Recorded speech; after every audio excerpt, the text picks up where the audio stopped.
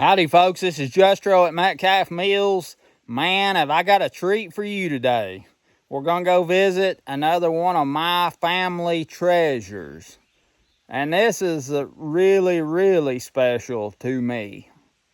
This is something I've studied my whole life and spent a lot of time around. And I am so excited to share it with you. I hope you enjoy it.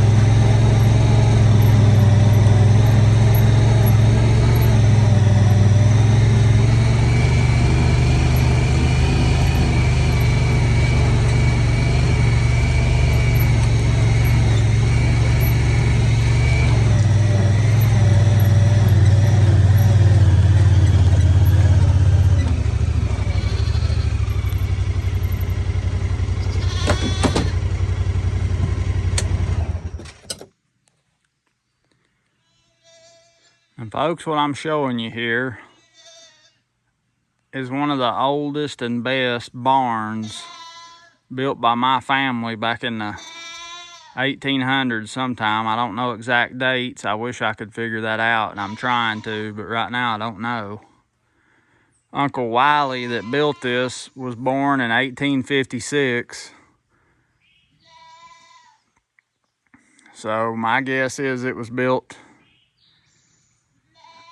maybe in the late 1870s or the 1880s, but I don't have nothing to back it up other than I know he's the one that this is his barn, and I know when he was born. That's the only things I've got to go off of, but I'm gonna show you this and a lot of the details. And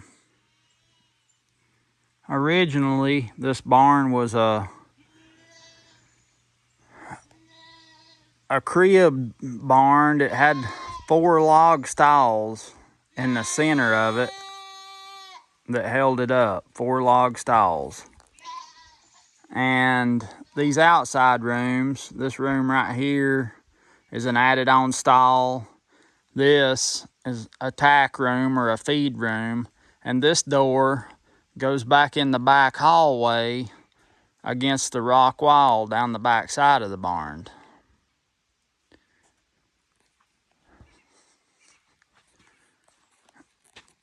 On this outer part, here there's a big locust post.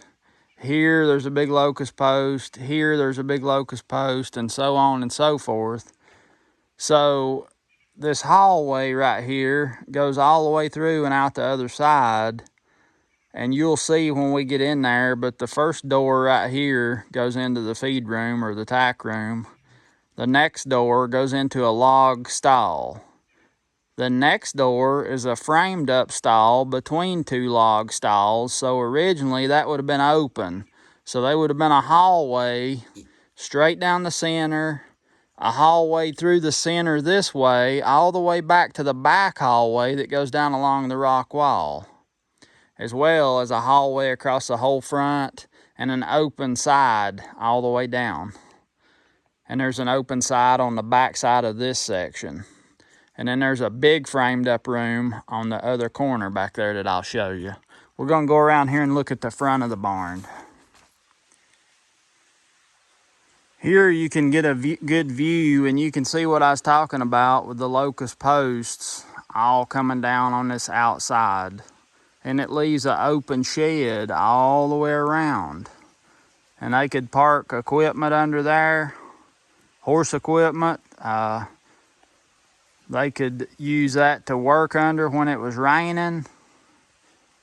I know they kept their gears and stuff, a lot of them hanging out there on the outside, and they'd gear their horses up and stock on the outside under the shed there. But this pattern on this barn, and like I was telling you on the other Appalachian homestead video, the pattern on this barn, this was all, in my opinion, this lattice work was all made out of the stacking strips that the lumber was stacked on to dry after it was sawed. Because when you saw lumber, you have to stack it and let it dry, or you need to let it dry good before you use it. So I'm guessing on a lot of these barns around here, they had all this lattice work, and I'm thinking after they got the barn framed in, they just used all them stacking strips from stacking the lumber to let it dry, and they latticed their barn in, and it saved a lot of, you know, they used everything. They didn't waste it, they used it.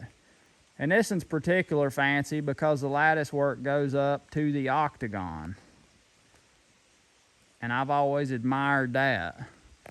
And it's fell out now, but right up here in the gable, you can see that little strip hanging down right there. What that is Uncle Wiley that built this barn, or it belonged to him. He was a mason, and he had the mason symbol up here in the gable of his barn, which I think on the bottom side is a square and the top side is a compass.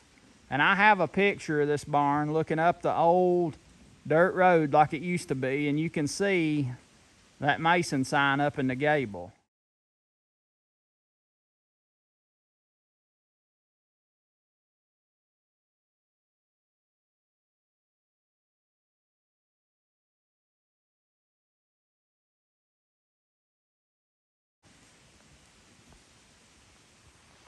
But this barn, it's just amazing. It's around 48 foot by 48 foot square is the size on it. And it's got an added on room over on the back side we're gonna go look at. But we're gonna go step by step through this barn, and I'm gonna show you a lot of the details about it.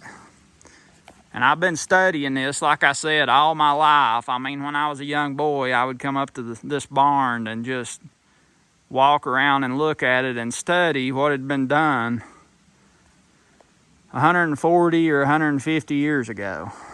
So I'm gonna share that with you. The first detail I want to show you on these locust posts, see, it's easier to see on some of them, but if you'll notice how black they are on the bottom. See how black that is? All the way out to the corner. Well, the reason that's black is because they burnt these posts.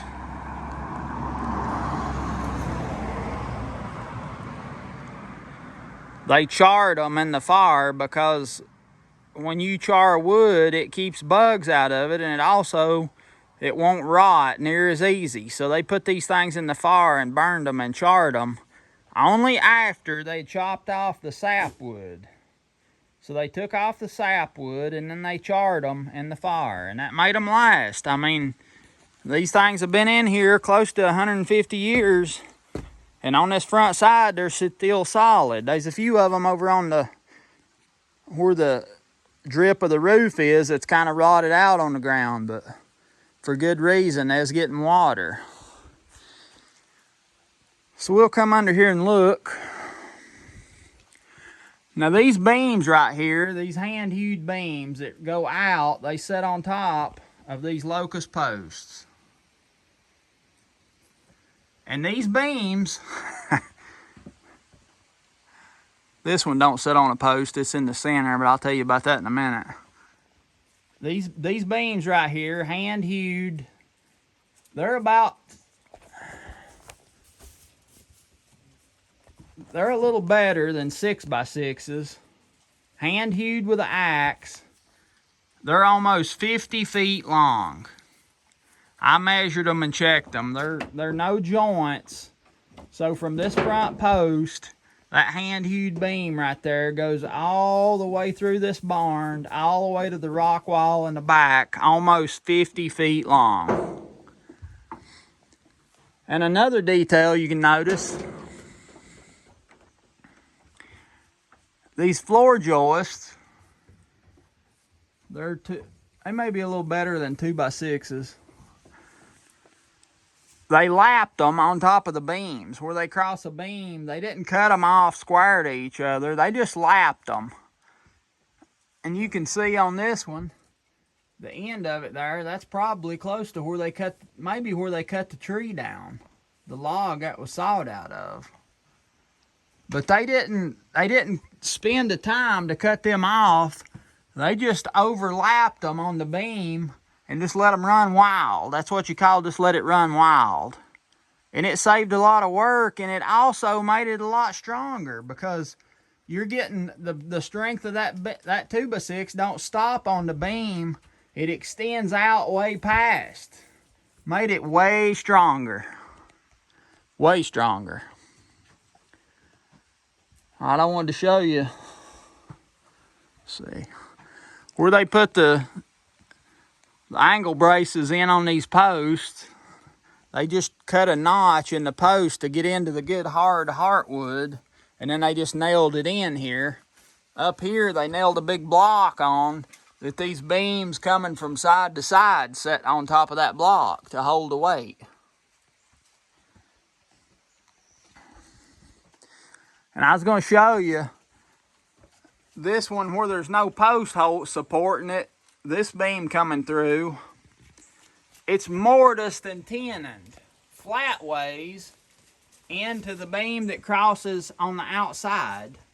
You can see that mortise right there. And it goes into it. Let's see. The mortise right there is a section of this beam that's been left longer and the sides cut off. And there's a pocket hole in this beam, so it goes back in that pocket hole. And you can see these two nails right here drove up through there to hold it in place. On the outside, you can see the end of the mortise right here sticking out of that hole. Right there.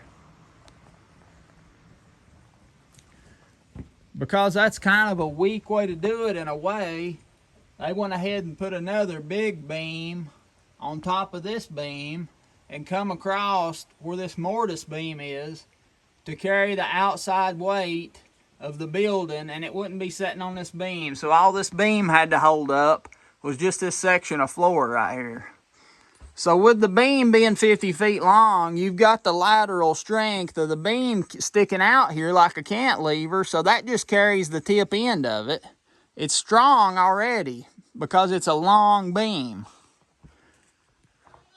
Right here, I don't know what this was, but at some point, somebody's chopped a hole down through the floor right here. May have just been a place to clean out over a wagon or something. Clean the barn loft out down into a wagon maybe. Because right over here, they used to feed stock right here in the center because there's a manger door up here that you open to put hay down to your stock. I remember when there was a manger sitting right here where they'd feed their stock. Now, as I was saying earlier, right here is a framed in stall on the end, and this would have been an open section in the beginning.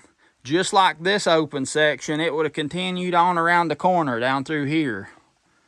So they framed this up later, just closed it in. But this is the first log stall I was telling you about. And these logs are just sitting on rocks. They just stacked rocks and set the corners of the logs on there. And they've got dovetail notches coming up. And up close to the top log, be that log right there you can't see, that's not a dovetail notch, it's a saddle notch. And I'll show you that in a minute. A little better detail, it's covered up on that one. But these 4 log stalls, so you've got a log stall here. This was the open hallway right here. Another open center hallway.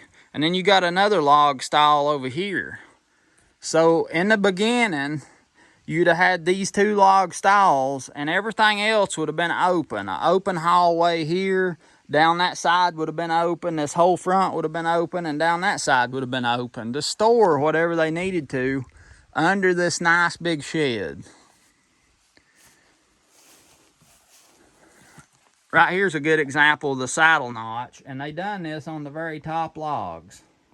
before it got up to the long beams. Just a saddle notch right there, you can see. They hewed logs to fit between the rock pillars and just laid them down there to close in their stall so nothing couldn't crawl under and get into their stall. Maybe a mad dog or something like that. Over here's another good example of that. They hewed this locust log a little bit to make it fit in between these rock pillars, laying right on the ground there.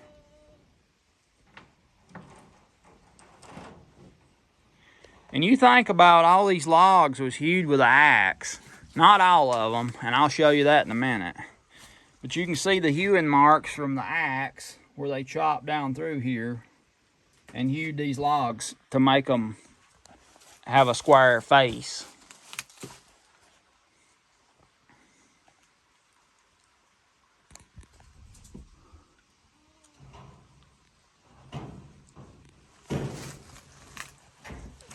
Some of the logs, it's a little hard to tell on some of them, but like this one right here. So you've got a hewed log right under it. You can see the axe marks, but the next log up, you can see saw marks from like a sawmill, a circle saw, where it's left them saw marks down through there. See there? And I was talking to Danny about that the other day, and me and Mike talked about it when he was here. And Danny thought that maybe that they had had a log go bad at some time, and they just replaced the log with a log from that they, instead of hewing one out, they got one from the sawmill and replaced it. Same thing with this top log right here. You can see the saw marks on it. And that log looks like it's laid out in the weather and the sapwood has got rotten on it at some point. And none of the other logs in the barn look like that, so that makes sense that this log would have been laying outside and they sawed it and they used it. But golly, what a job to put it back in here under these beams. That would have been a job. Now right up here, I want you to take note. You see that beam coming down right there on an angle, notched into these logs? That beam is a big brace upstairs, and I'll show you. It goes out to the outside wall of the timber frame, and it braces that whole big timber frame upstairs. I'll show you that when we get up there. But you can see better on these posts right here how they notched and put blocks to carry the weight of the beam sitting on there. And right here's the corner.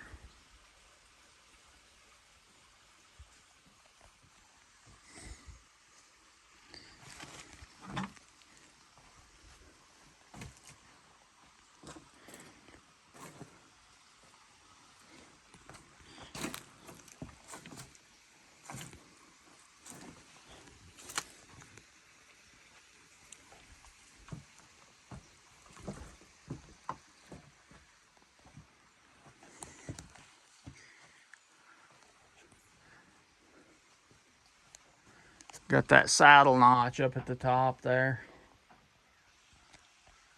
But here you can get about the best view you can get of one of these long hewed beams.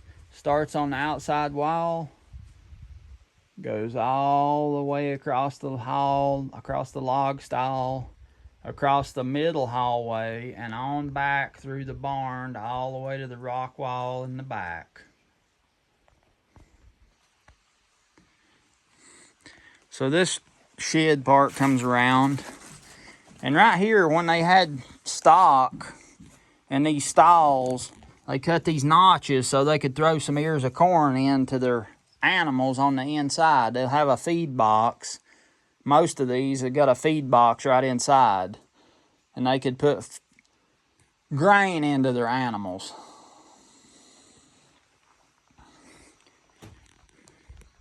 Right there's a couple logs. It's got the circle saw marks on them. Then you got a hewed log, then a circle saw marked log, then another circle saw marked log, then a hewed log.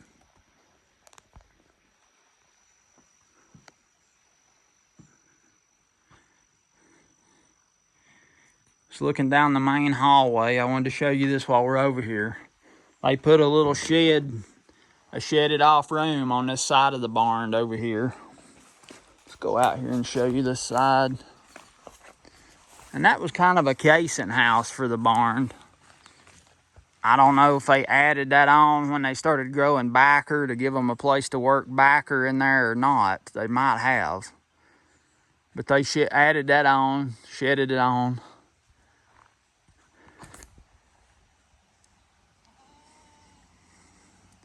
You can see just how massive this barn is.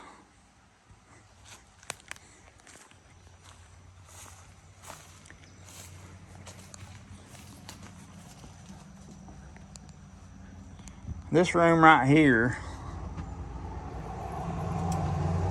they had a way they could keep it locked up. They had at one time, they had a big heavy steeple here, and they would put their lock on there to keep this room locked up. I imagine that's where they kept their backer. And they always kept it locked up so nobody wouldn't steal their backer. Of course, they wasn't much stealing went on in them days, but you know, it was they're pretty much made a living. So right here, this room, like I said, was a casing house, and they've got it insulated with paper, cardboard. All the windows are covered to keep the cold out. Because in backer season, when you was working backer, handing it, pulling it off, you would be in here day after day after day. So they wanted a pretty decent place to work. And back here you can see the rock wall behind the barn there. Big rock wall. There's some shelves right there. I don't know if they might have kept canned stuff on them shelves or not. But this would have been a place that would have kept anything from freezing. And then stuff would freeze in the houses they lived in. So having a good place where nothing wouldn't freeze was very valuable to them. With winter storage crops, right here's their big tater box. 2 sections in it. I thought it was neat. They've even sealed off right here the cracks in this log. They sealed them off with mud.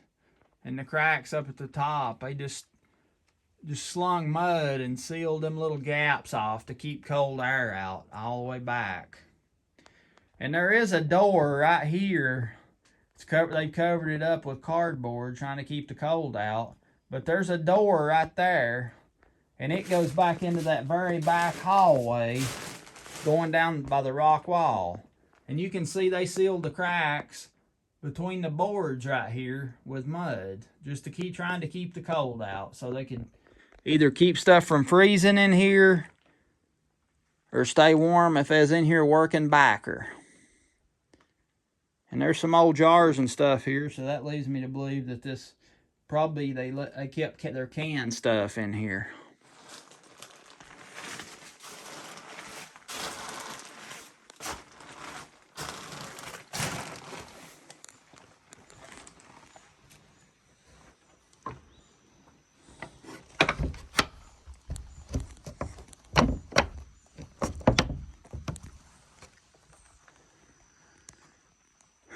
All right, this has always been one of my favorite places.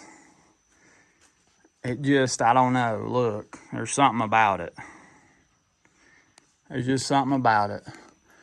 Right here is your first log stall. And these latches on these doors are by far the neatest I've ever seen. And you can still see the pencil marks where they laid out the half lap joint for these latches to work in. See that? See how they done that? That's a half lap joint.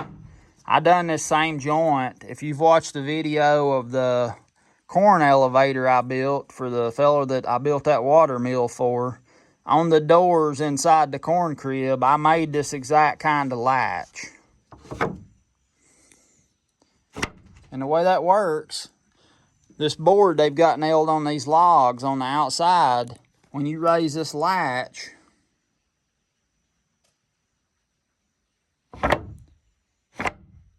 it pulls out from behind that board, and you can then open the stall door. See there? And and it goes into that mortised hole right there.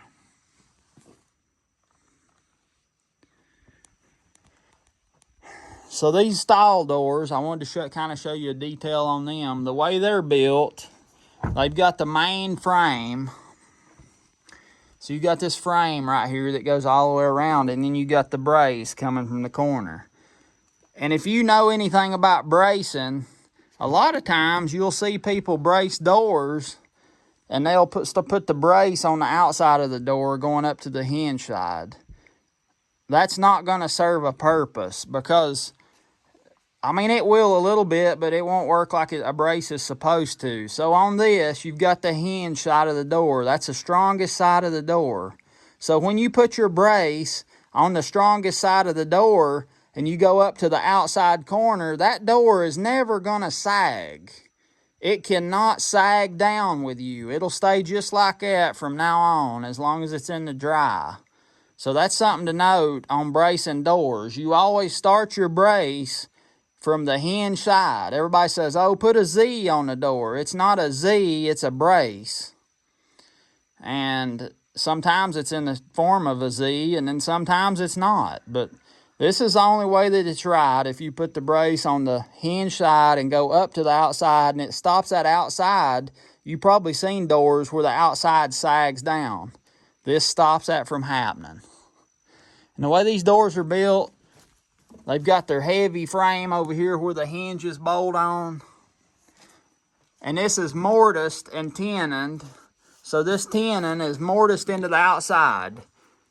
The main frame coming across.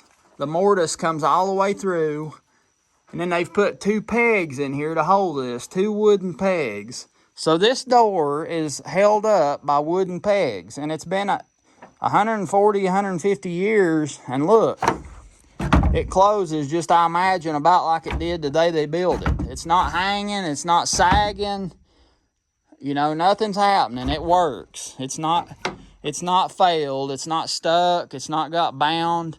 And on the inside, it's important to look right here. You can see the pencil marks where they laid out the mortise right here. I love it. Very few nails in this door, because that frame being held together with wooden pegs, even on the hinge side right here, they've got their hinge bolts, but then they've got their wooden pegs right here. And you can see the pencil marks real good on that one. Let's see. See there? I've built gates and stuff and framed them just like this with mortise and tenon and wooden pegs, and they are the strongest by far of any other way you can do it.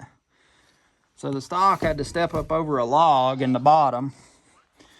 Here's that feed box I was telling you about that's right underneath this hole where they would drop the feed in. The front's been busted off of it, but there it is.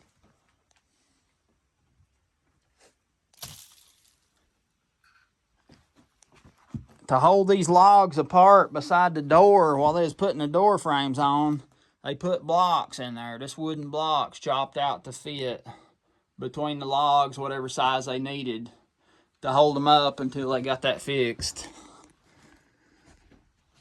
Big stall. This is the manger. And I always love these mangers in this barn, because what they've done is they've either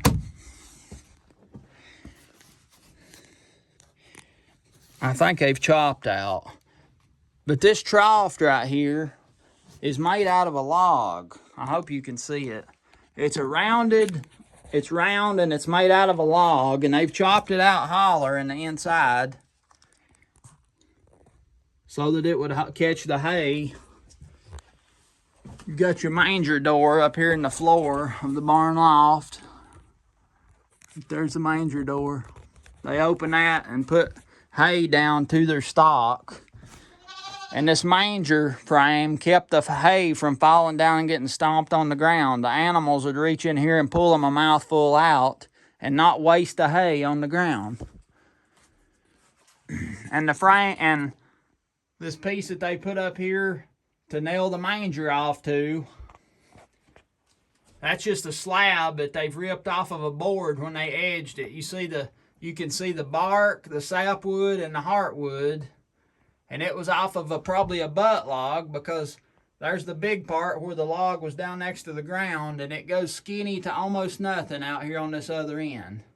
That's how a board does when you edge it off.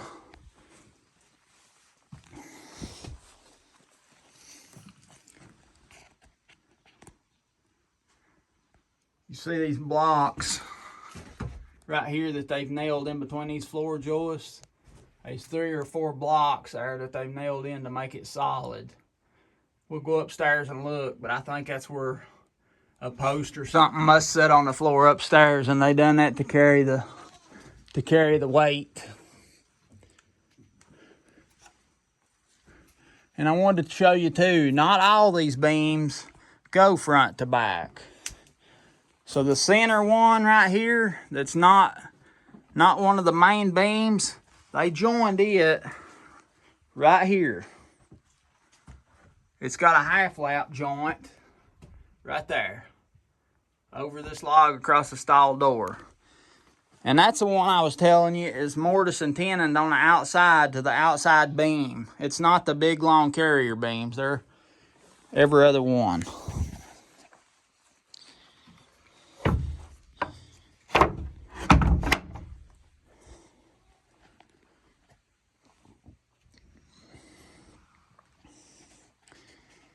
So right here is the center stall that was framed up. You can see what they done, solid. And then they put kind of lattice strips on top up here. This stall also has a log. It's not near as big as the other one, but it's got a log that they've hewed out with an axe and made a trough out of it. And you can still see the bark right there on this particular log. Right here you can see the end of it here. You can see the growth rings on the tree. And then you can see the bark.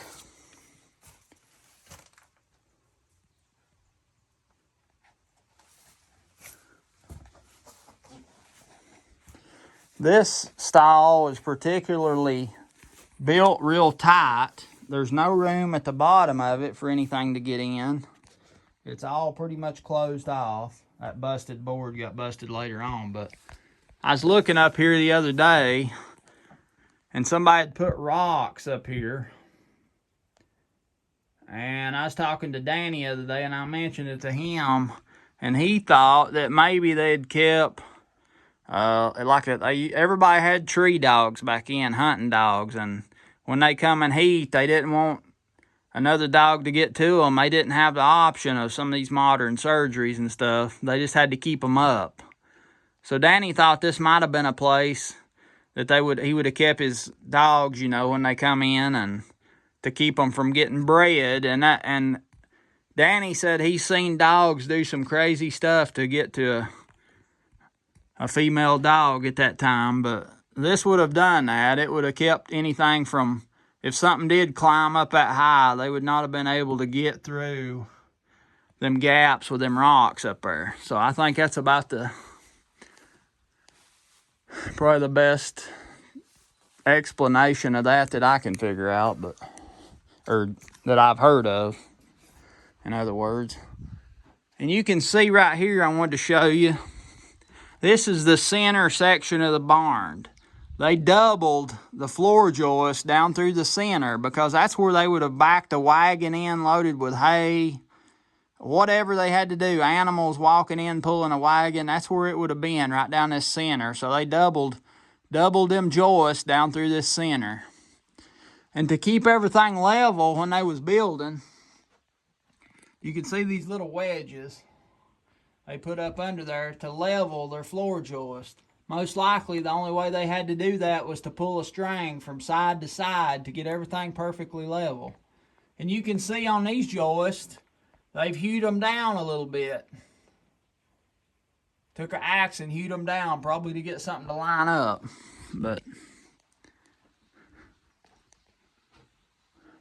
And here's some hewing marks on here. I don't know why they done that. And they hewed that one back to go through that notch on this other log.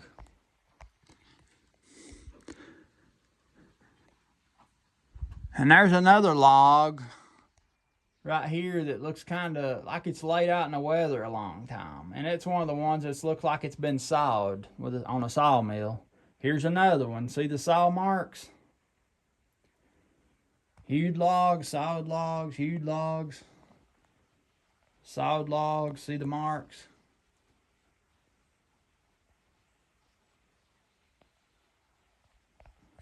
Really interesting, curious. A lot of times if you sit and think about something, you can figure out why. So this would have been the center part I was telling you about. This would have all been open originally. They wouldn't have been, this stall would not have been here. Now, he may have done this as soon as the barn was built. All of his family and neighbors come together and helped him build this. And they may have just helped him get the logs up in the main frame part of the barn. And he might have done this on his own because this was something that he could do by himself. Decided he wanted more stalls, you know, and framed them in. At some time, this door's got jeopardized. It's got cracked a little bit right here. So they took a wagon tar and flattened it out and run bolts through. Look at this big latch. Look at that. Same style on the door.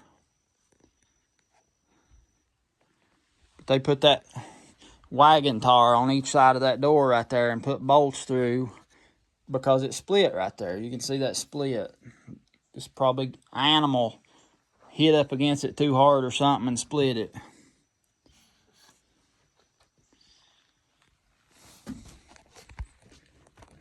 Got a little corner feeder over here. They put, I guess these right here must have been the hang backer on these two boards that's running down the center right here. Probably just a hang backer on, I guess. I wouldn't think they'd hang it in here, but maybe they did. That back wall's a framed wall. This, like I said, this would have been the open hallway that went back through here.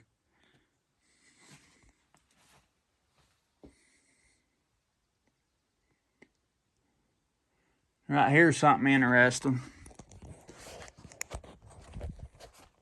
See on that log right there, how it's split? I'll bet you anything that split happened when they cut that tree down. And they just left it on there. I'll bet you anything that's when it happened. When they cut that tree down. And it caused that to split.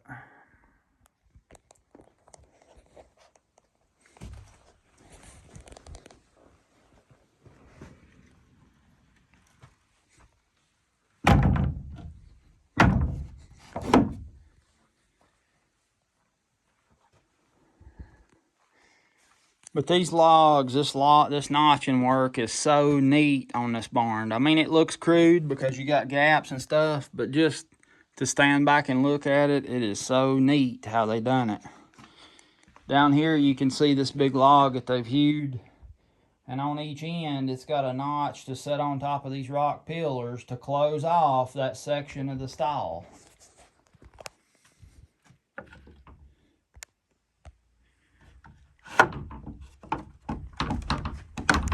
Nothing stuck a little at the bottom. Here's another hewed out log manger. And it looks like somebody's not filled it full of trash from upstairs. It's a little bit of trash in the bottom of it, but not much. But you can see what I was talking about. They hewed this out. You can tell it's been hewed with an axe. And it's a log. And something interesting I didn't show you on that other one. They took a little pole, they cut a pole down in the woods and they split it. And this log, they probably split this log with a glut or a wedge. It had a sharp edge on it. So they split this little round post or pole. They split it and they capped off the top of this to keep it from hurting the animals' necks when they went in here rubbing on this. That would keep it from hurting their necks because that was round. And all they done to do that was just split a little pole and nail it on top of there to cap that. Ain't that something?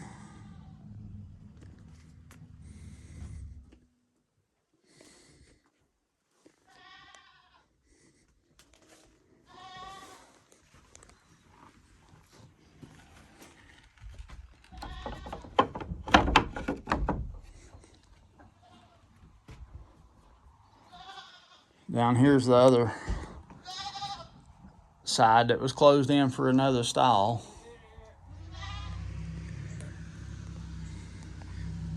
This is the other framed in stall. This door has got busted at some point. I don't know how, but I would suspect maybe somebody used to keep horses here. They might have tied a horse off to it and the horse spooked and jerked, and I've had them do that if I had them tied to something that wasn't solid. So the rest of the door is right here, that piece right there that got broke off. But here's another one of them holes, feed box. Framed wall over there where this was an open hallway around the outside. Strip up right here, and a center tier pole to hang backer in here to cure it. They must have had a lot of backer because that barn loft is full of tier poles.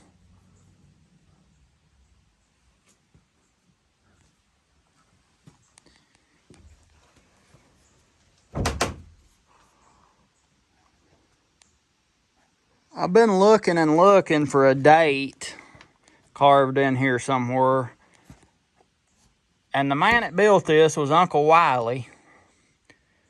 And I found this, W-I-L-L-I, and the old-fashioned E. On his tombstone, he only got one L in his name, but I'm pretty sure he done that. And why somebody put a W out here, it don't look like the same type of carving, but there's a W out here. It looks like there was something here at one time. I don't know if that just got hit with something or what. And then down here, if I can get in the right spot so you can see it. After Uncle Wiley lived down here in the old house with his sister Polly. Him and Polly, he was a bachelor and she was a spinster. They never got married. They just kept house together, brother and sister. And after they died, Uncle Lee and Aunt Dosh moved down here. And I found right here, if you look real close, there's a L, and part of it's carved. The first part of the L is carved, and then the rest of it's dots. So it's a L and an E and an E, and it's the E's are capital. And that was, I'm pretty sure Uncle Lee done that because he's the next person to live here after Wiley died. And then right under that, there's a S dotted in. See that S? And I don't know what that means. And then it looks like an X carved in over here, so I don't know.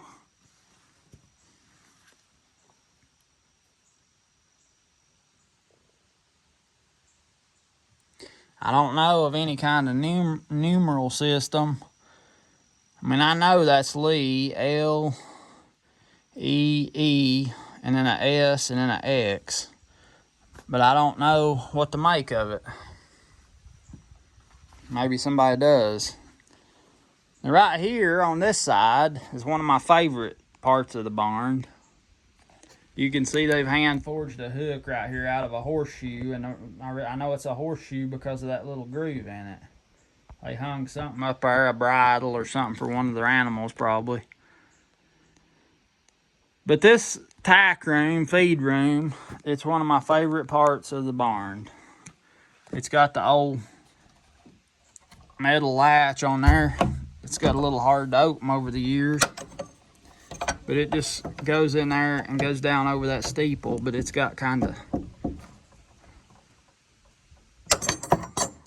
then something else.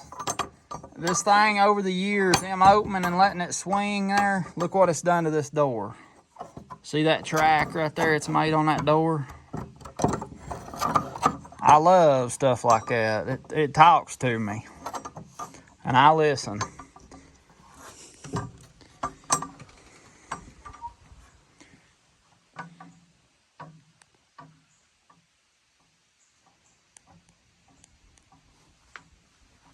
They had a button up here. This is called a button latch. A lot of the old doors, they had a button latch on them. This post out here is rotted a little bit because that's where the water drips off of the roof of the barn, and the grate ain't been kept right, so that's settled a little bit, and that's what's causing this door not to close. But that button latch, it just turn it like that. It was up high, so no kids or nobody much could reach it, and it'd keep the door closed just in case. Or they could close it without putting the latch on it. But right here is a big steeple where they had what looks to me like, I know this wasn't original because that's a chain off of a vehicle tire, a ice chain that goes on a vehicle. But this latch right here, it's broke now. But what it looks to me like is this latch had a pin on it. And what that pin done was went right through this hole right here in the door.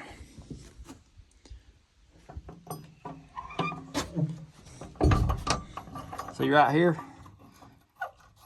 And somehow they had it so that they could put a lock on it and lock that up too. And then they also had this one they could put a lock up here. But they've nailed some little old limbs they've whittled out here to hang stuff on.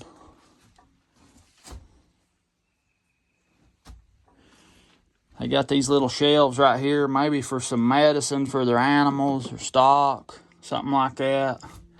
And right here is one of my favorite things. They would take a tree limb or a tree branch where it had growed off of the main tree, and they'd cut that off flat and they'd nail it on the wall, and it made a big hook to hang their gears on for their animals. See this horse collar right here?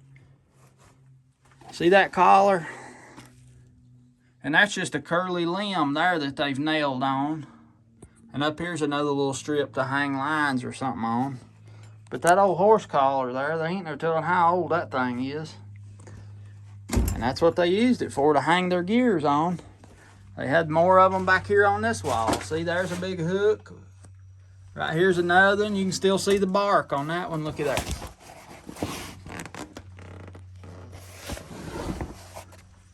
Logs.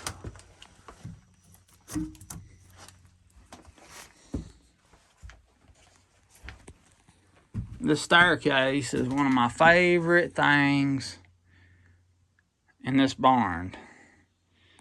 It's just neat how they done it. It's real steep going up into the barn loft. I love how they done this handrail right here.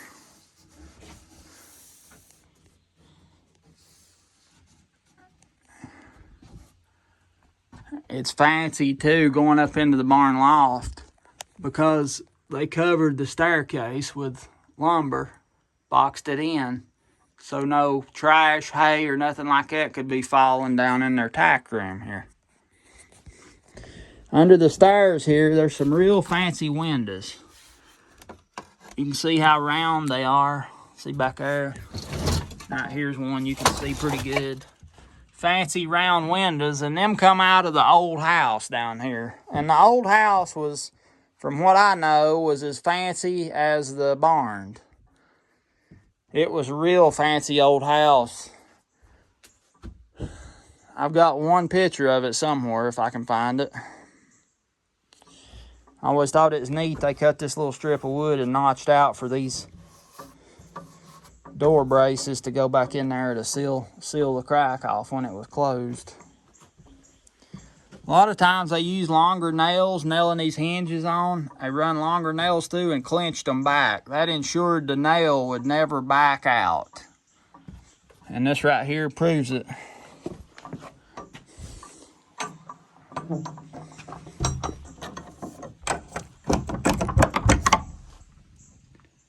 Still room to put a lock on right there if you wanted to.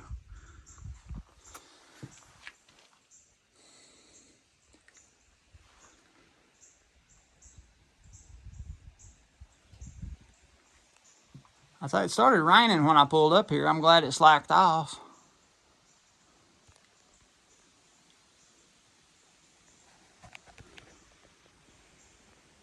If you watch my other videos, there's another one of them yaller hornet nests.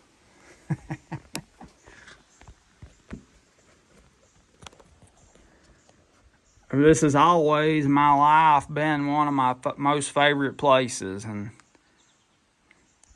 maybe you can understand that by looking at this.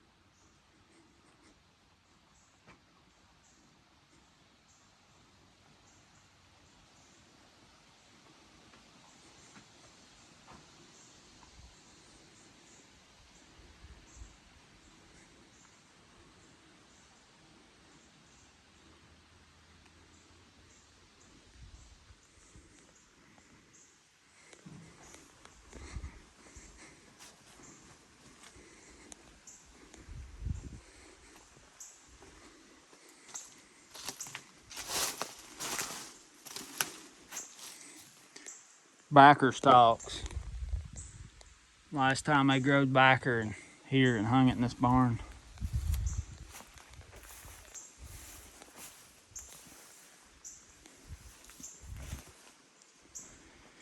Tell how skinny these posts are because they hewed the sap off before they charred them in the fire.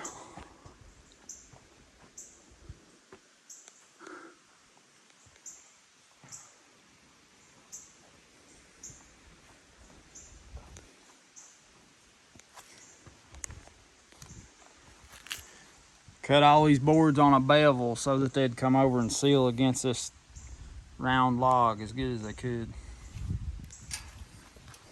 See there how that post is rotted?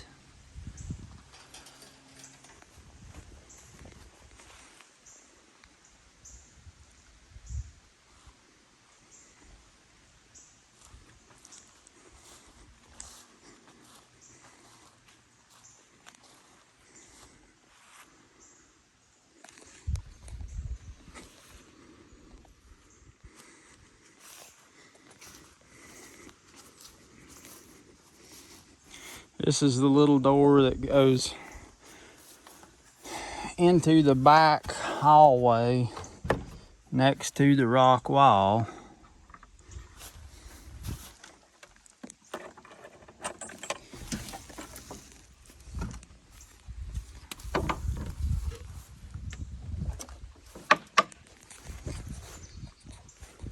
Here you go. Ooh, looky here.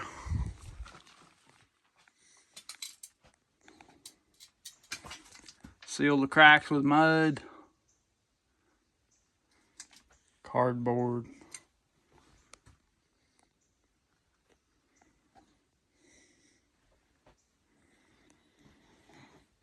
Big rock wall.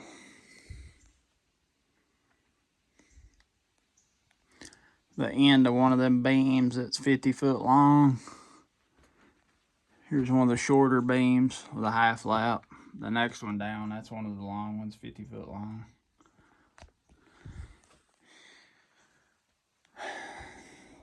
They've set and inset in the rock wall locust posts. And that's as solid as glass. And that's been in this rock wall against the dirt 130 to 150 years. I don't know exactly how long. It's carrying this beam.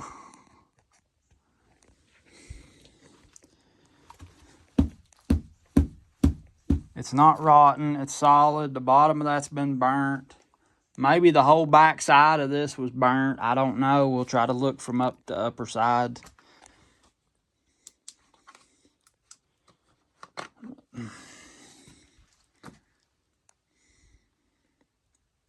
Look at the size of some of these rocks. That's one rock. From post to post is one rock. And I know these rocks was moved in here by animal power, horses dragging them. And Mike we was up here looking the other day talking about this, and he had the good idea, what I think is exactly right, for why they had this hallway behind the barn. That was to keep the barn away from the dirt that would rot it. So they had this big airway through here to let air circulate between the rock wall and the main part of the barn, the main foundation part of the barn, the log stalls. Same thing with that other Appalachian homestead we looked at a couple weeks ago. And that tells the tale. I think that's the best explanation of why they done that I've ever heard of. Now that post right there, way over in the middle of the barn, it's got a little rot damage on it. I want to show you something right here. This beam right here, it looks so fresh. I mean, the day they put the floor on this barn before it was ever built, that's the last day that this beam right here seen sunshine.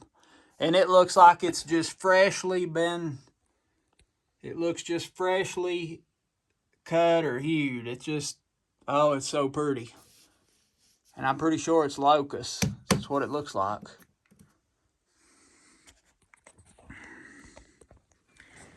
Right here's the back of one of the log stall, the farthest log stall. They chinked it with mud to put wooden strips between there, chinked it with mud to keep the cold air out of here. Most likely they was working backer in here. I don't know what this pile of wood was right here. You can see out right here. That's good because it lets a little bit of air flow through here. I see some glass on the ground, so this was probably more can shelves. It looks like it'd been spaced about right for can shelves. That's the door I was telling you goes into that first room, that shedded off room, where I told you they work backer and stuff. That's where that goes. Hammerlin Manufacturing Company, Mars Hill, North Carolina. I know where that's at, where it used to be. New York, New York. Hammerlin Manufacturing Company. Going to Mars Hill. There's that door. It was held on. Looks like they had a chain latch on it right here at one time, but it's closed in from the other side. Look at this big rock wall, folks. I mean, just look at them big old huge rocks.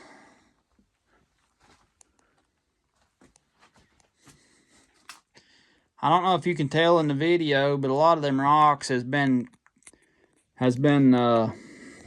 what you'd say hewed down. I'd call it hewed down. You can see the hammer marks where they've been chipped off to make them kind of a square face to make a straight, slick wall with.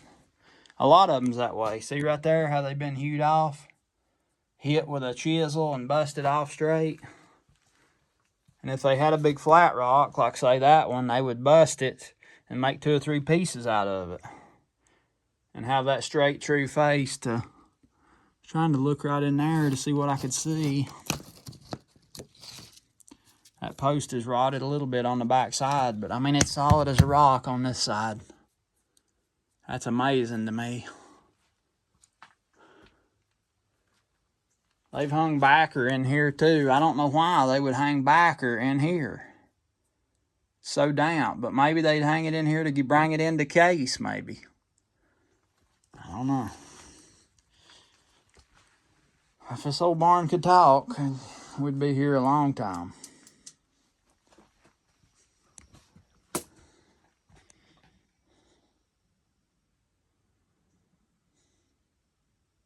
That little bench right there, I'm pretty sure that's where they'd stack their backer sticks.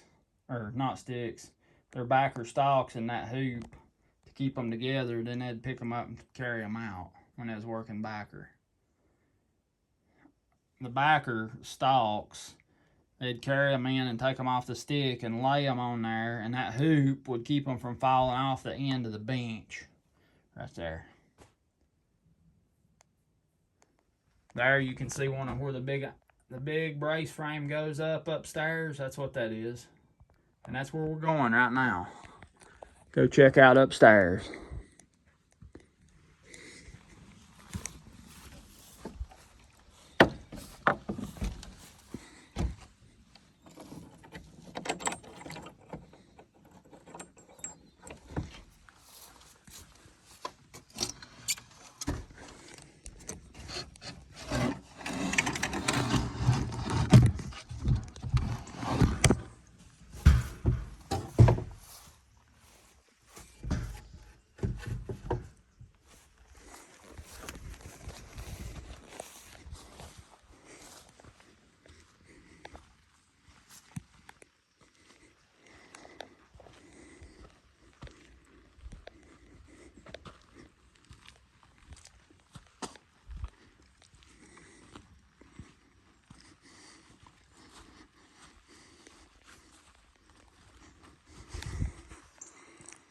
Look at that, folks.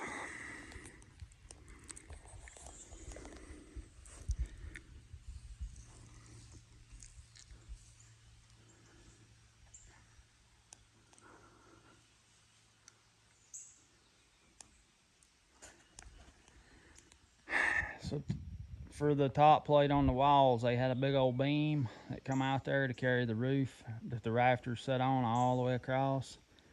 Midways up where the timber frame is, they had another beam that stuck out. Fancy vent up in the gable.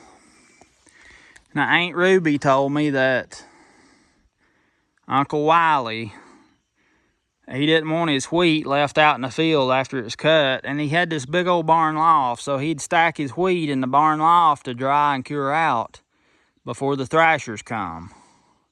Most people would shock it in the field for a week or two and then haul it in and stack it, and the thrashers would come to their wheat stack and thrash it. But Uncle Wiley, he wanted his in the dry, Aunt Ruby said, so she said the thrashers always hated to come thrash wheat for him because he wanted them to thrash, or they had to thrash in the barn loft. And thrashing's a real dusty job, dirty job, so it's, they didn't like that at all, being closed up in this barn loft thrashing wheat.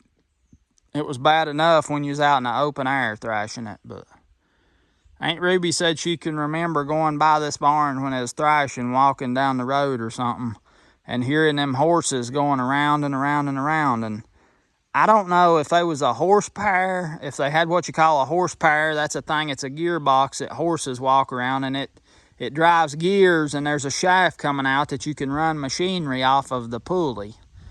I don't know if that's what it was, if that was in the barn loft or what, I don't know. But I thought that was real interesting. Over there's the little shedded off room that we went in and looked at.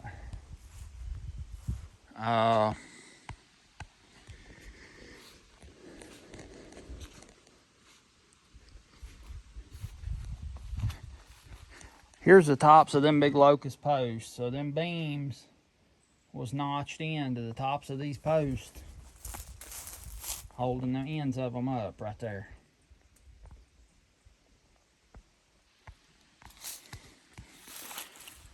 And these rocks are sticking out like this because that wall stuck out. Those rocks tied the front face of the wall here. It's collapsed over time. You can see these rocks fell down, but it was up there next to that.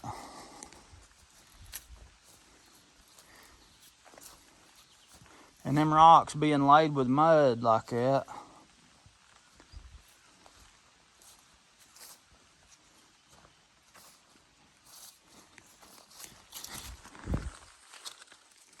this is that gap we could see daylight out of right here.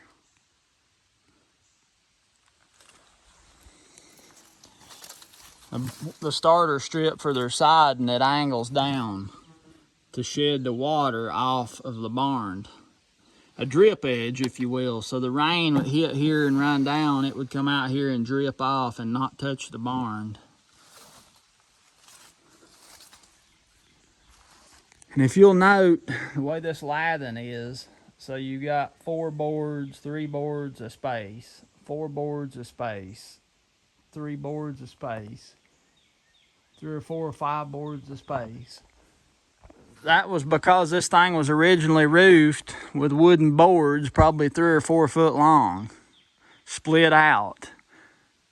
Now just imagine, go back down here, and we're gonna do some checking on the inside of that lathing.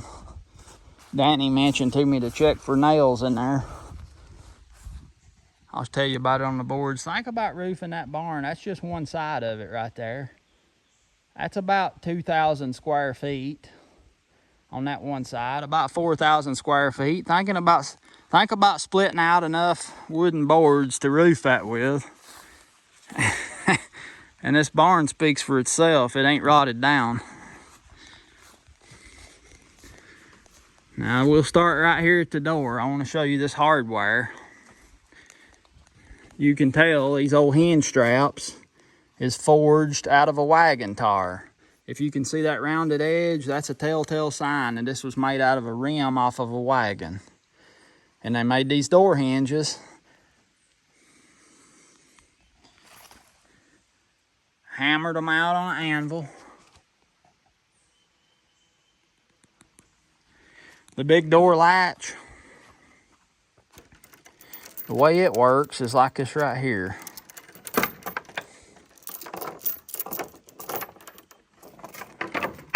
It's got these 2 pins. We figured out the other day, there's a big steeple in the floor in there, and there's a steeple on the back side of this door. This door had a chain that held it in place on this side. And you take these pins out. That one's stubborn because it never gets took out. These pins was made out of a horseshoe. See there where the nails was in the horseshoe? Made out of a horseshoe and wagon tire. This thing was made out of a wagon tire, this big strap, so it went from way over there all the way across. They hammered, blacksmithed the handle on it.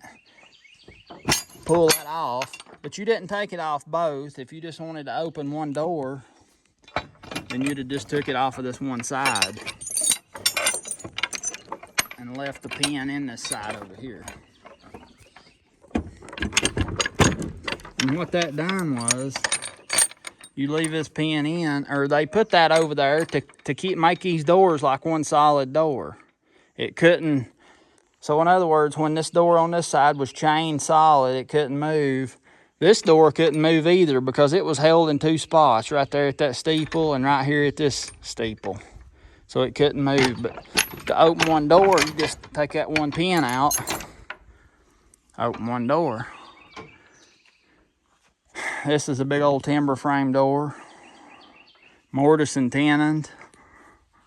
See there? Wooden pegs.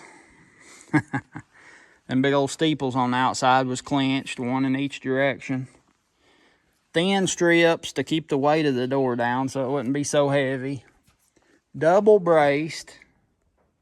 Double braced.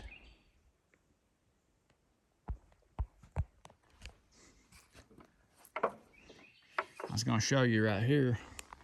That steeple right there in the bottom of this door. See them wooden pegs right there holding it together? That steeple right there in the bottom of this door.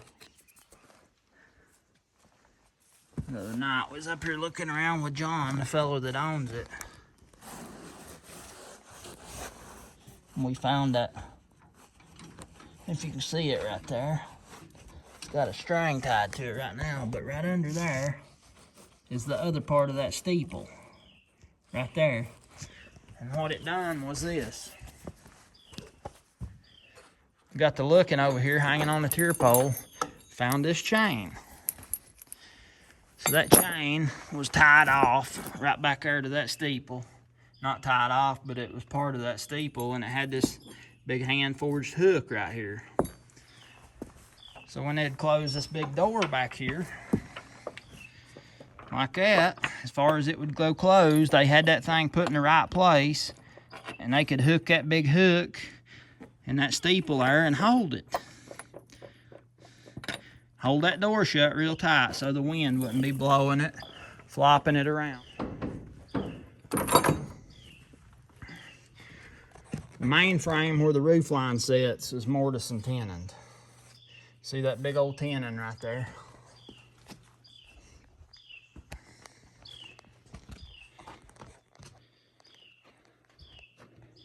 Same on this side. Look at this brace right here. Big old timber frame brace.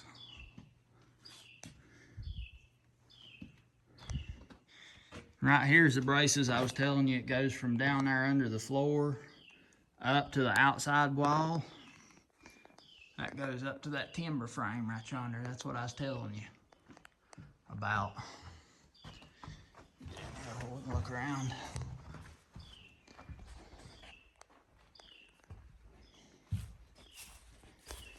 So this post right here goes up to carry that main big center beam to hold the middle of the roof up, and that big old timber frame brace coming down from over there at the bottom of that corner brace down into the floor right here, like I showed you downstairs.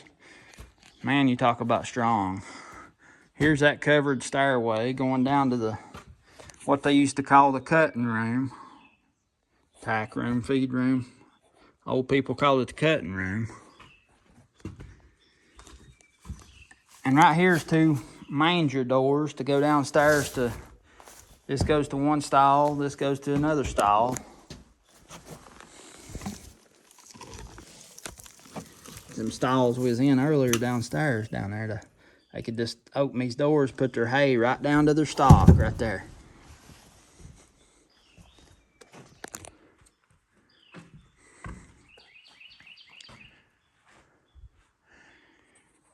It would have been in the teens or 20s when they put all these tier poles in here. And they done that to hang backer on. When backer come in as a cash crop, that's when they put these tier poles in here. Originally, this whole barn loft was open. They'd stack hay in here, big hay stacks, wheat, whatever. But the main part of this was nothing but that big timber frame. Big timber frame you can see up there behind all them tier poles. And up in the very peak, the rafters just butted together. They didn't have no ridge, nothing. They just butted together and had a bunch of lumber on each side of the ridge.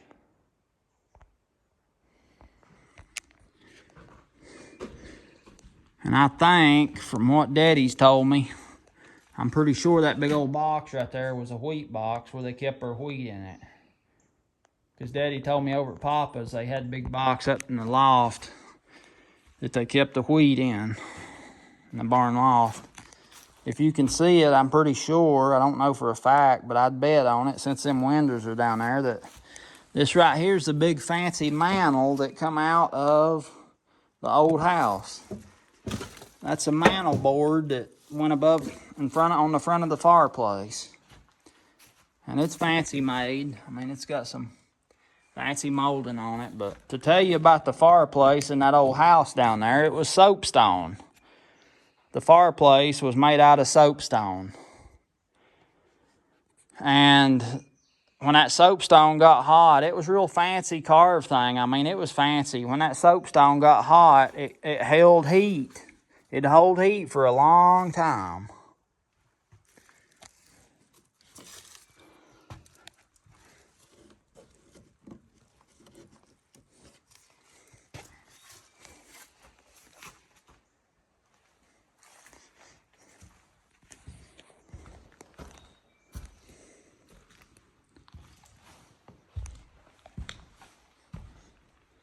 He's been tearing these tier poles down here. He said he'd probably take them out.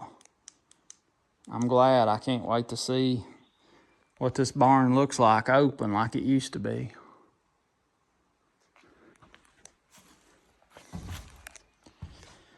And we've thought about something else too, these big rocks laying up here in the barn loft. We wondered why. Well, he thought that they was to put over these manger doors in the floor to keep anybody or anything from climbing up through there. If they had something valuable up here in the barn loft, they didn't want bothered. There's a big rock. It would have laid across both of these doors. I think the chains was just to get a hold of to lift the manger door up. There's some stock down there. Look down there. Who is that?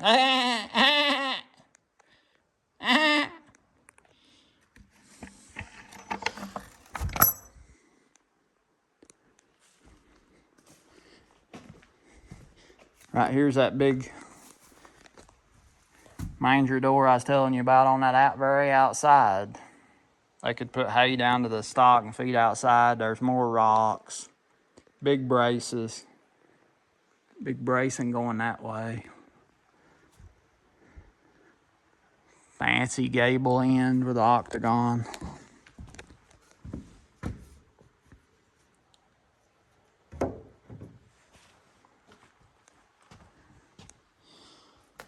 Pretty sure this tool right here, that fork, was to reach up in the tier poles and unhook backer sticks to move them down, to take backer down out of the barn loft. Pretty sure that's what that was.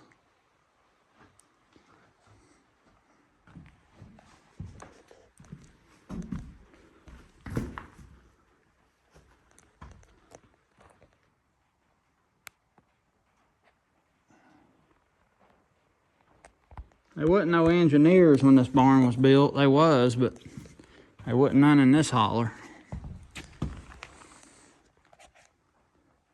It's gonna be amazing if he takes all these tier poles out and you can walk around up here in this loft without them being in the way. Look at this. 150-year-old floor, probably. Close to it.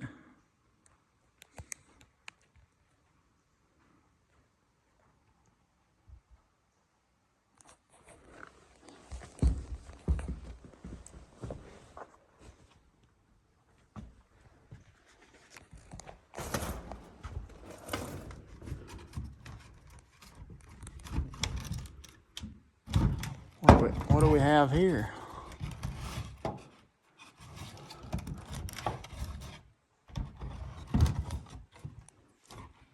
Looks like a couple of old shingles. They're thin on one end, thick on the other, and they put them in there when they put the metal roof on this thing to catch a nail or something or other. But that looks to me like two old shingles. They're thin. One's a little thicker than the other one.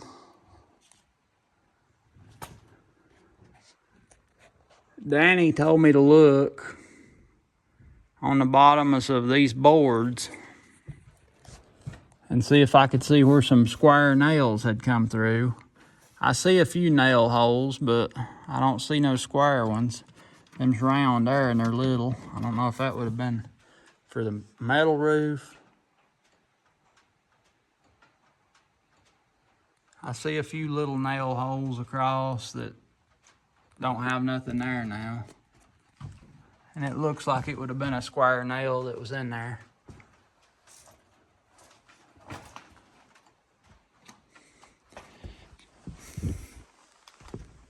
Look at this old board right here. It stuck up a little too much and they took a foot adze or something and hewed the corner off so it wouldn't trip over it. Make it smooth, more smooth to the floor.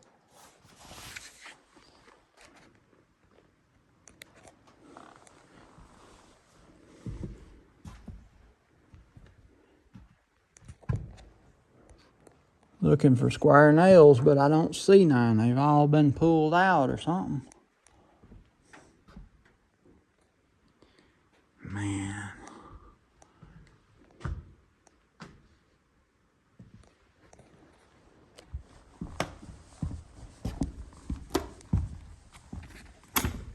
Something special, folks. Something special.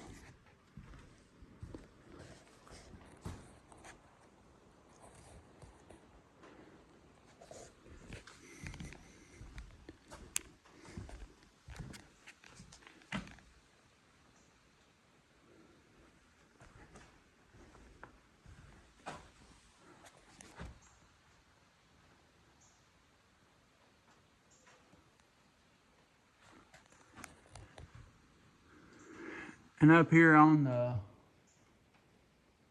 where the rafters set on the beam, they had collar ties that went from one side. The collar ties went from where the rafter sets on the beam all the way across to the other side where that rafter sets on the beam. And I don't know how far that is. It's looking like probably 20 feet. I can't wait to see this after the tier poles are out of here. If he takes them all out, I'll come back up here and give y'all a view of what this thing looked like 100 years ago, and nobody's seen it that way since. So, be looking forward to that. But just the hand hewing, all the axe work that went into this thing, building it, it's just unbelievable.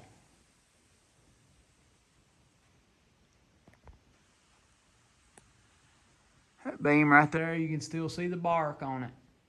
The bark that was on the tree growing in the sunshine 150 years ago. I know that bark was on that tree growing in the sunshine 150 years ago because 150 years ago, most likely that tree was standing.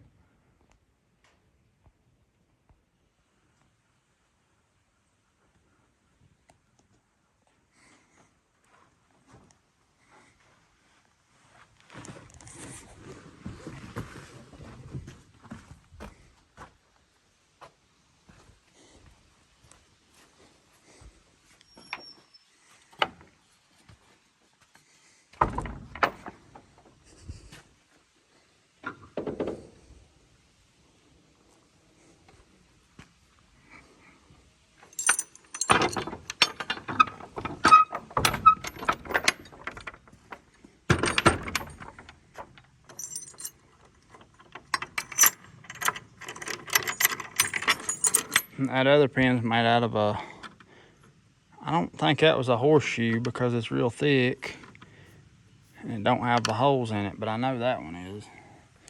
That's a big old heavy something there. They flattened it down, put a hole in it.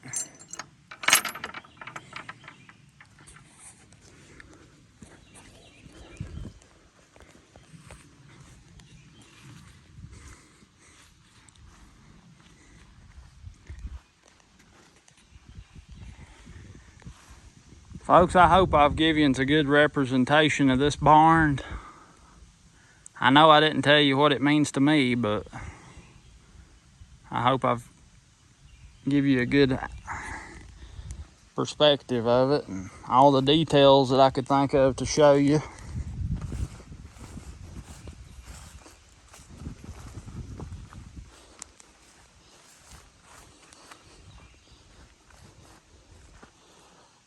So Uncle Wiley that built this barn, it was his. He was a brother to Pap, whose spring we went up to see on a video a couple weeks ago. That old spring video, that Pap and Wiley was brothers. And I thought Pap was born in 1856, but it said Wiley was born in 1856, so maybe Pap was 1857. I'll have to check on that. There's so many dates and stuff. It's hard to keep up with the dates in your own generation, much less 5 generations ago.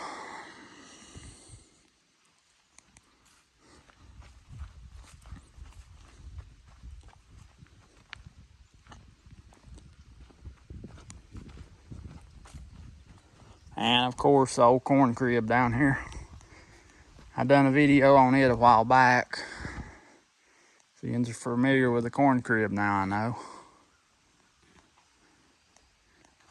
100 years ago, not today because it's the wrong time of year, but I can just imagine a huge pile of corn right here. No telling how many neighbors and friends and family sitting here shucking corn beside this big old barn.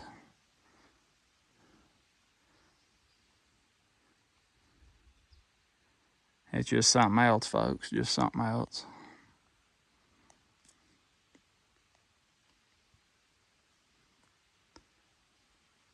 I hope you enjoyed it. Folks, I hope you enjoyed checking out Uncle Wiley's barn with me. I love exploring these old home places, whether it's in my family or not. And we've got a lot more of them to explore, and I'm looking forward to it. I'm so glad I can share it with you. All my life, since I was probably 12 or 13, I've been going on these little walks, checking out old buildings and old houses and all that, and I've always done it mostly by myself. And now I can share it with all yuns, and boy, that just makes me happy. Because I know a lot of yous enjoy it, and you may not have the opportunity, may not be able to get out like that and explore, and I'm so glad I can share it with you.